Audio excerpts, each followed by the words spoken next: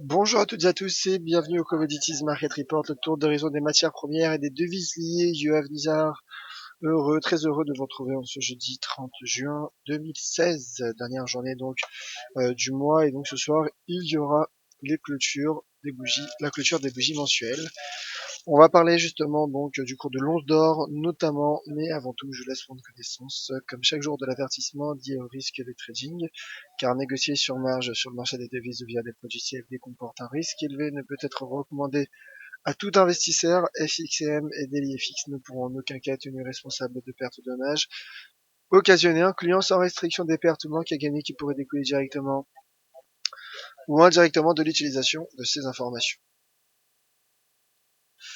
Alors, bonjour à tous, rebonjour même à tous, n'hésitez pas à laisser vos commentaires et à poser vos questions sur le chat, et bien sûr, j'y reviendrai au cours de cette présentation comme à mon habitude. Alors, on va débuter par le cours de l'once d'or, qui arrive dans un instant. Alors, le voici, le cours de l'once d'or qui poursuit dans sa phase de stabilisation, qui a tenté hier de sortir par le haut de ce fanion, mais c'est finalement rétracté. Il teste à présent la partie basse, la partie inférieure de ce fanion. Et donc, le marché qui finalement est sans direction, mais qui tient encore son niveau de support horizontal à 1310 $, correspondant, vous l'avez compris, à un autre niveau de support, avec cette oblique haussière à court terme, très court terme, la partie inférieure de ce canal. À moyen terme, je reste aussi sur le cours de l'once d'or. Alors certes, il y a une petite consolidation à court terme, mais regardez, le marché tient ses niveaux de support, que ce soit à 1310 ou même le niveau à 1300, le seuil en symbolique à 1300 $. Donc finalement, je suis plutôt optimiste à moyen terme pour le cours de l'or. Un retour en swing sur les 1337 $, 1338 me paraît envisageable, et à moyen long terme sur les 1350 également. Alors hier, en effet, il y a eu une sorte de bull trap, notamment sur l'indicateur RSI qui est sorti par le haut de ce fanion, de ce biseau, de ce fanion. Mais lui également s'est finalement replié, mais a tenu le seuil symbolique à 50. Voilà donc pour le cours de l'once d'or, qui est donc sans direction, et le cours de l'argent. Alors l'argent qui lui était sorti en début de semaine par le haut de ce fanion, de ce biseau, triangle, en tout cas de cette figure, à contre-tendance. Le marché est sorti par le dos et accélère, puisque, je le rappelle, qu'hier, il a franchi le seuil symbolique à 18 $. Il a franchi le seuil symbolique à 18 $. Et donc là, en effet, regardez ce que fait le marché. Le marché fait un pullback avec le point haut de la séance Brexit. La séance donc de vendredi dernier, le jour où on a appris les résultats du référendum Brexit. Et donc, regardez ce que fait le marché. Il a effectué un point haut sur les 18 295, et là en effet il rebondit immédiatement sur ce seuil, d'où l'avantage de l'analyse technique, vous me direz. Et voilà, rebond en cours. Donc là, bon, à très court terme en intraday, le matin en retour sur les 18,42, en tout cas 18 415, et également à court terme 18,45. Ce sont des petites cibles court terme. Par la suite, l'argent également, selon moi, un potentiel de hausse, et il a également un potentiel de hausse, mais cela passerait, à mon avis, cela serait relancé ce potentiel par le franchissement donc de ce point haut de la bougie précédente en daily à 18 458. Voilà donc ce qu'il fallait savoir sur le cours de l'argent. Le cours du pétrole, alors hier il y a eu la publication des stocks de pétrole aux États-Unis, et voilà, j'en ai parlé dans la Closing Bell. Il y a eu un déstockage plus important qu'anticipé par le consensus de barils de brut. Alors en effet, il y a eu 4 53 000 barils déstockés la semaine passée aux États-Unis, largement supérieur aux 2 500 000 qu'attendait le consensus. Et donc, finalement, lorsque l'on analyse les dernières semaines, le déstockage se poursuit en tout cas. nous sommes dans une phase de déstockage, ce qui explique également que le cours du pétrole est doublé quasiment en l'espace de 3 mois.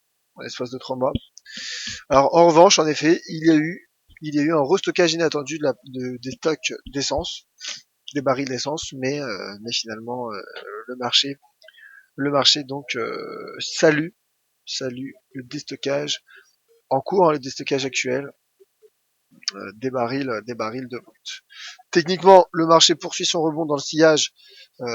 Finalement, un rebond qu'il a entamé sur cette moyenne mobile exponentielle à 50 jours. Ça c'est pour Discalex, Discalex on avait montré.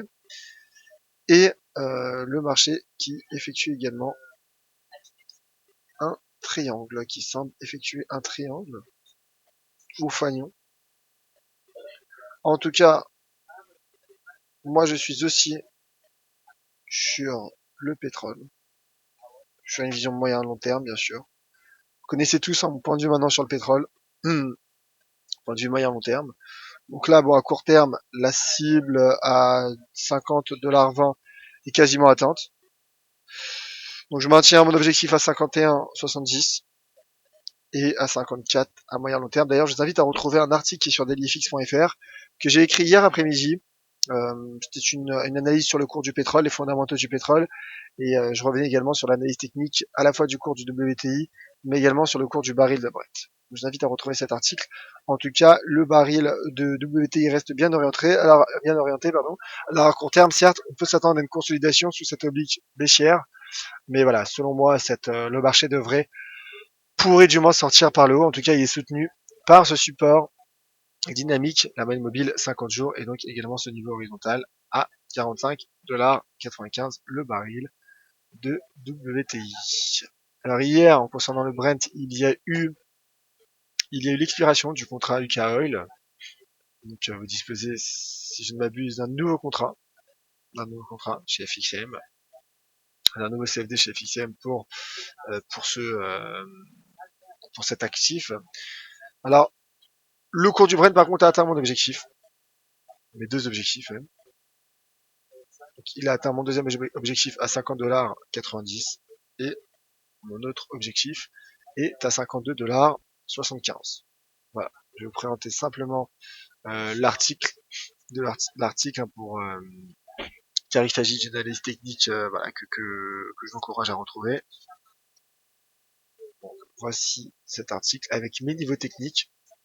Donc pour le WTI, donc là on voit mal en effet, mais voilà, je lis 51,65 comme j'ai expliqué, et donc pour le Brent 52,75, qui est un niveau qui n'a pas été atteint. Ça c'est ma prochaine cible, en tout cas la première cible, donc à 50,90 a été atteinte et j'en suis ravi. Et on voit également la formation d'un triangle ici aussi. Alors triangle finalement dont le cours est sorti par le haut.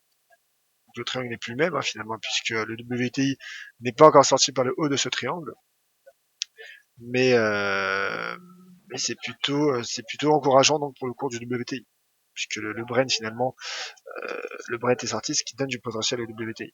Donc, techniquement en tout cas c'est très intéressant. Le marché franchit et teste donc cette résistance court terme.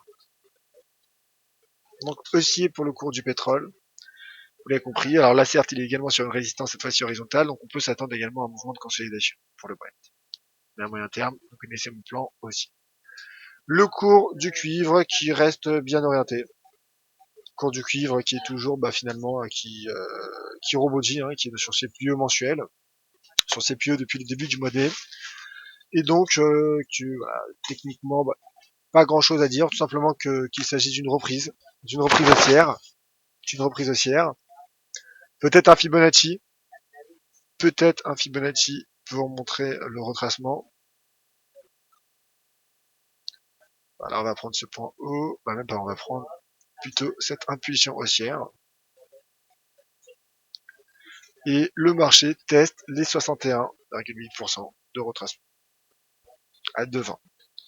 2,20 qui est également un seuil symbolique, c'est-à-dire chiffre rond, court rond plutôt.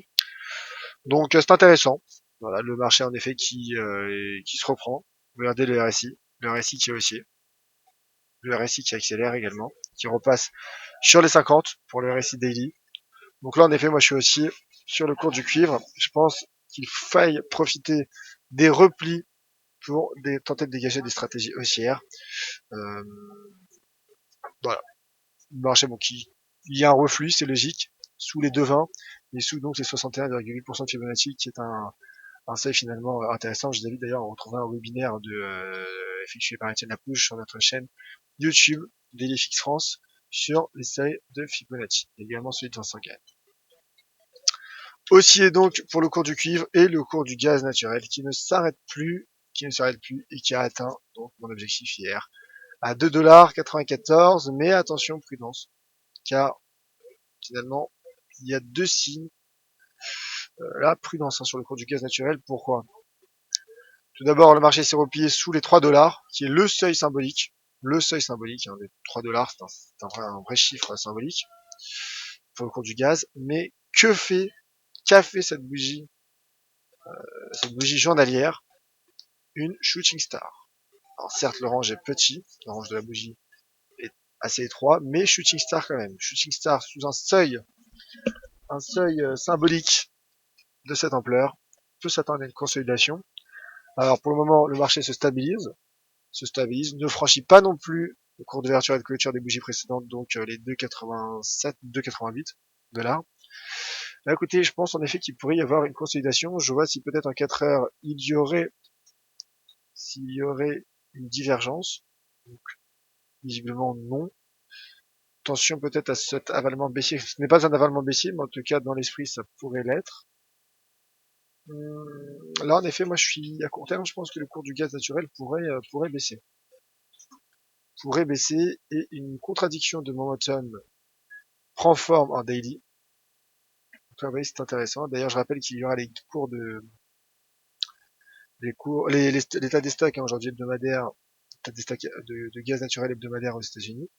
Et donc, regardez une contradiction de momentum. Ce n'est pas une divergence, car pour qu'il y ait divergence, pour qu'elle soit validée, il faudrait que le cours repasse sous cette ligne de cours, sous ce creux finalement, donc sous les 65,47. Là, je pense en effet que le marché a le potentiel pour consolider. Et ce ne serait pas illogique finalement, après toute cette hausse entamée depuis le début du mois de mars, hein, comme je disais hier, le marché a pris quasiment doublé, hein, en tout cas a pris 75% quasiment en l'espace de 2 mois. Donc en effet, c'est assez incroyable et ce ne serait pas finalement surprenant qu'il y ait une consolidation. Voilà, simplement il y a un repli, il y a un repli, il y a quelques signes selon moi, peut-être d'essoufflement, mais quelques signaux en tout cas selon moi d'un risque émotif. Suivra tout ça demain, bien sûr, dans le dernier Commodities Market Report. Et je parlerai dans la closing, si vous me rappelez bien sûr, des stocks de la publication des stocks de gaz naturel hebdomadaire aux États-Unis, qui sera publié, si je ne m'abuse, à 16h30 cet après-midi.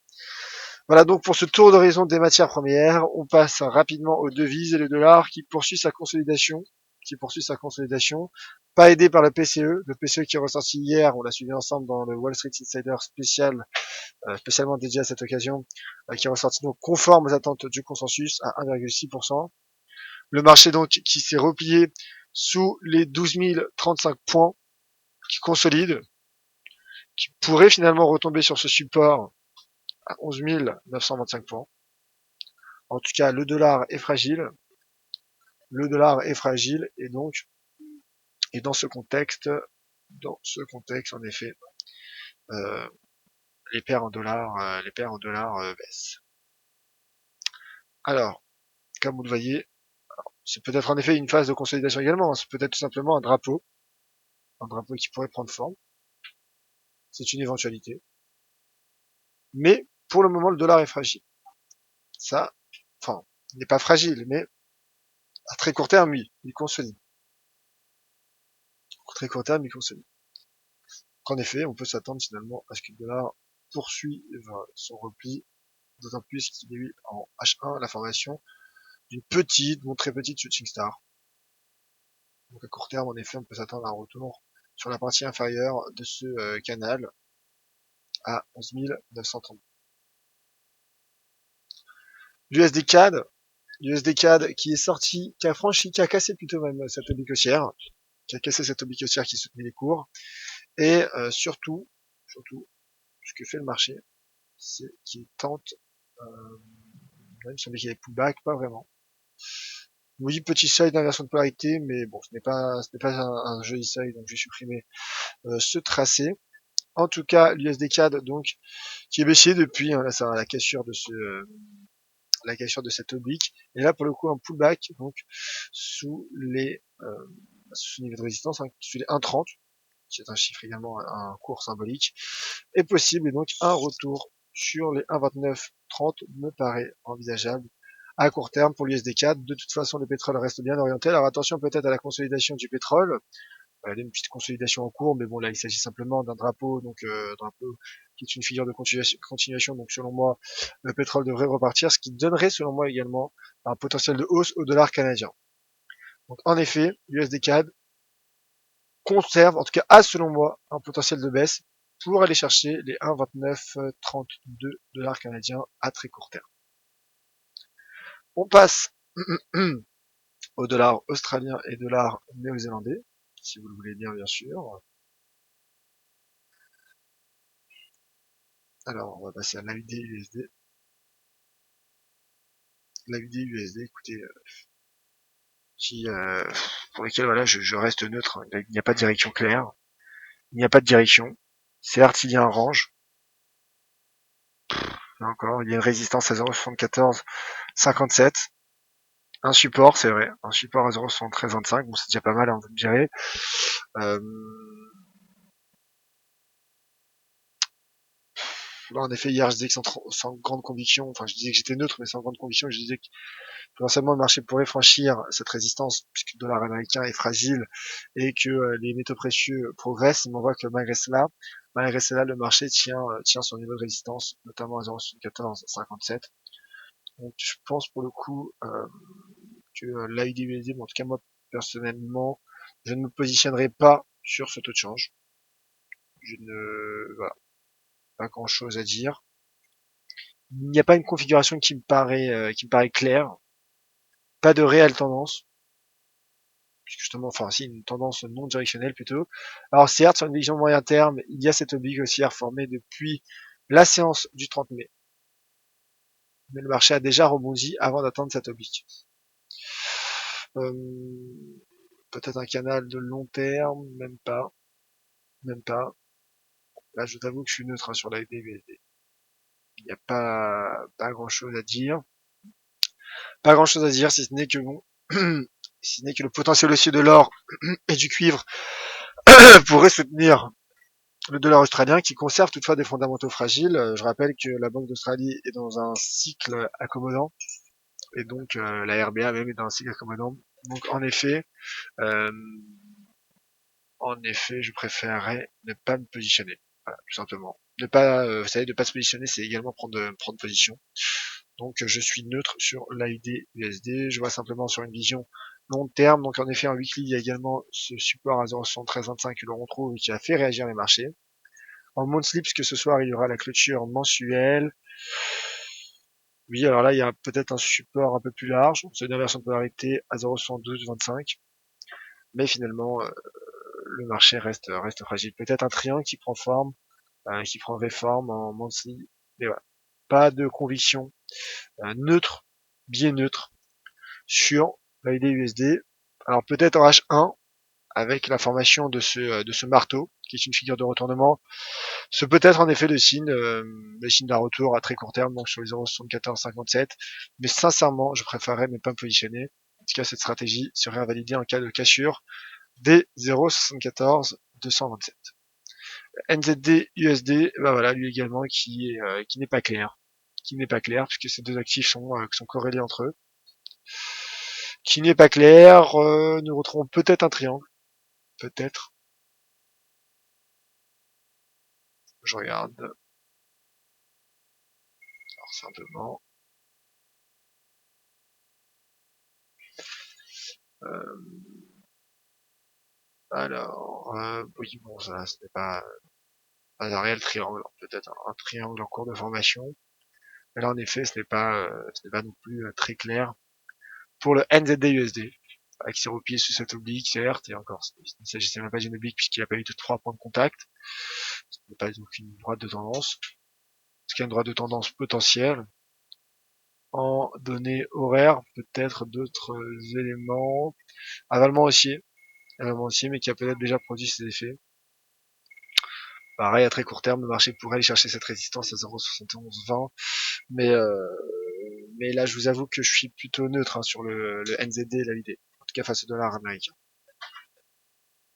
Il n'y a pas de réel niveau, certes. S'il y a ce niveau à la rigueur, à 0,6960 en weekly, mais le marché qui ne me donne pas de signe clair. Alors en monthly, en effet, le marché pourrait finalement clôturer à son plus haut depuis plus d'un an. Depuis la clôture du mois de juin dernier, depuis un an tout juste. Euh, donc voilà, on suivra cela. On verra si le marché est finalement clôturé au-dessus de son cours d'ouverture du mois de juin 2015. Donc neutre et sans opinion pour le NZD USD et le GBP USD. Donc là en effet il s'agit simplement d'une position à titre indicatif effectué sur un compte démonstration. Simplement car en horaire il y a ce canal. Il y a un canal ascendant. Attends, je vais le mettre à 4 heures. Je vais juste enlever ça pour que ça ne me gêne pas. Alors, il y a ce canal. D'ailleurs, je vous invite à en trouver un article top de dailyfx.fr sur le GBP USD. Le retracement a permis la formation d'un canal ascendant.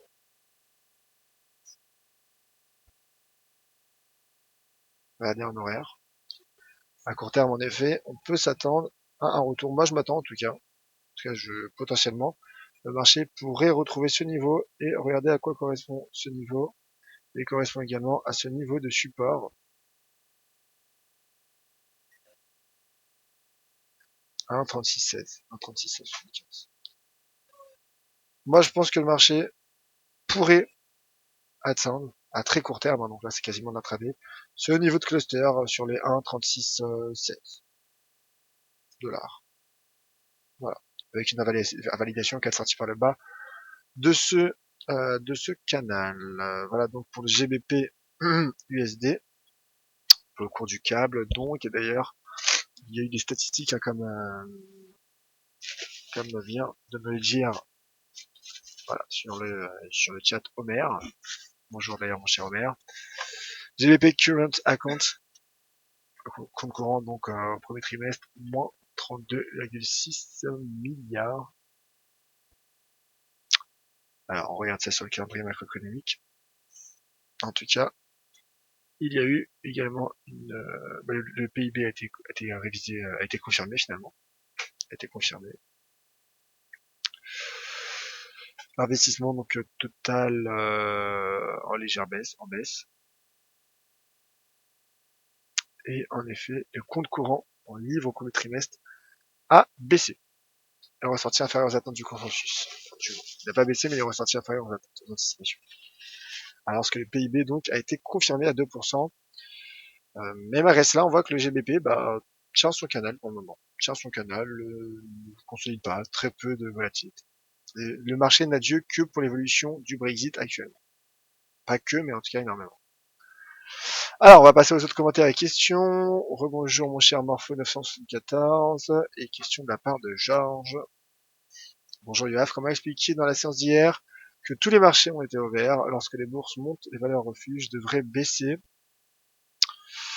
Il y a des prises de bénéfices, donc là actuellement c'est vrai que c'est un moment particulier, notamment pour les corrélations. Donc déjà ce ne sont pas des corrélations à 100%, ce ne sont pas des corrélations à 1 ou à -1. Ce sont des corrélations certes sur une tendance de fond, de manière générale. Mais les valeurs refuges, alors certes, se sont stabilisées, parce que l'once d'or, on n'a pas non plus chuté hier. Alors regardez en daily, voilà, l'once d'or a clôturé la séance en hausse finalement. Certes, il y a eu un retracement en fin de séance, Mais finalement, regardez, la bougie est bleue. La bougie est bleue. Et donc oui, en effet, c'est le but de votre question. Pourquoi les valeurs refuges et les indices sont avancés main dans la main? Il y a d'autres éléments. L'once d'or a peut-être profité aussi de la baisse du dollar américain. Il a également peut-être voilà, profité toujours des craintes liées au Brexit. Je rappelle également que les indices, notamment le CAC 40, a été aussi porté par la microéconomie et donc les valeurs pétrolières et bancaires qui ont surperformé hier sur les marchés. Mais encore une fois, il ne s'agit pas d'une corrélation à 1 ou à moins 1. Bonjour, mon cher JS. Homer, bonjour. Où est le webinaire d'Adrien Raymond de vendredi? Alors, s'il n'est pas sur YouTube, je vais me rapprocher d'Adrien pour voir justement s'il peut le mettre sur notre chaîne YouTube. En tout cas, je vous invite à retrouver la rediffusion de toutes ces conférences dans la playlist, donc déjà sur notre chaîne YouTube d'EFX France, mais également sur la playlist donc conférence en ligne du 24 juin 2016. D'ailleurs, vous avez été nombreux, très nombreux à suivre cette conférence, notamment celle que IFARG a effectuée en ma compagnie. Et donc, j'en profite pour vous remercier.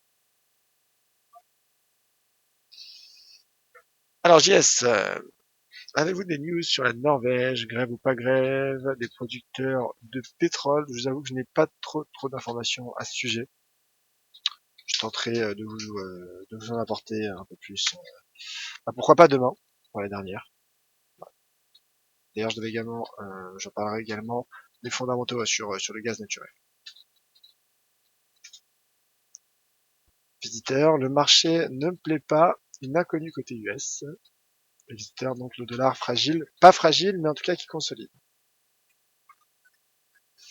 Visiteur qui réagit toujours, une montagne nous attend derrière la livre sterling. Et JS qui répond à Georges. Il faut laisser le marché digérer le Brexit pour que les corrélations reviennent à la normale. Voilà, en effet. Ce que je disais, les corrélations sont le marché est un peu désorienté, déstabilisé par le Brexit.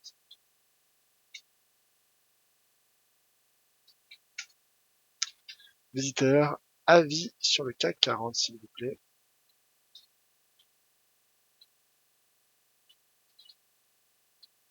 Alors, le CAC 40 qui rebondit d'ailleurs, qui rebondit, parce qu'il avait ouvert en baisse ce matin, donc le marché spot est toujours négatif. Le CAC est toujours négatif sur le marché spot.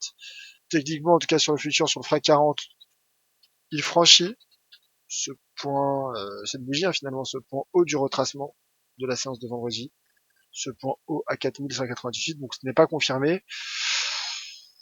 Il y a un niveau de résistance à court terme, donc ça je vais le mettre, puisque c'est à court terme. Voilà, le CAC teste ce niveau de résistance, qui est un seuil d'inversion de polarité 4200 points quasiment. Voilà, il teste les 4200 points, qui est un seuil d'inversion de polarité. Donc soit franchissement, et le marché pourrait rebondir en intraday et pourrait aller chercher les 4230 aujourd'hui. Soit au contraire, voilà, la bougie en cours consolide comme actuellement, et le CAC pourrait se replier. Je pense que les indices conservent un potentiel pour poursuivre leur rebond, bien que le momentum aussi décélère, il ralentit. Regardez, le RSI certes est repassé au-dessus des 50, mais il ralentit. Il ralentit. En H1, regardez, mouvement latéral, trading range. Le CAC, le cours, tente de sortir par le haut de ce trading range. Et donc, l'objectif théorique de l'analyse technique, quasiment été atteint d'ailleurs, je crois. On va quand même analyser tout cela. Voilà, cela nous ramènerait, le cours nous ramènerait sur les 4230, voilà, le niveau que j'ai donné. Là, on sent des marchés finalement qui sont, j'en parlais également dans le DAX ce matin, on sent des marchés qui sont sans direction à l'ouverture et qui finalement qui temporisent, qui consolident qui consolident leur, temporisent leur. Flouchteflao, ce fut une belle aventure avec vous. Je tenais à vous remercier car vous m'avez aidé, vous avez été un super professeur. Merci beaucoup mon cher Flouchteflao. On se retrouve de toute façon encore cet après-midi et demain pour la DR. Merci beaucoup en tout cas. Plus d'autres questions ni de commentaires sur le chat. Merci à toutes et à tous d'avoir suivi ce Commodities Market Report du jeudi 30 juin 2016. Prochain point de marché à 11 h pour le morning meeting et ce sera avec Sylvain. On se retrouve a priori à 15h15 pour le Wall Street Insider, mais également à 17h30 pour ma dernière closing bell. Tout simplement, n'hésitez pas d'ici là à me suivre donc sur les différents réseaux sociaux, Twitter @Nizar, LinkedIn, Facebook, le forum DailyFX. N'hésitez pas justement à laisser vos graphiques et à partager vos analyses, vos points de vue. Ça peut être très intéressant.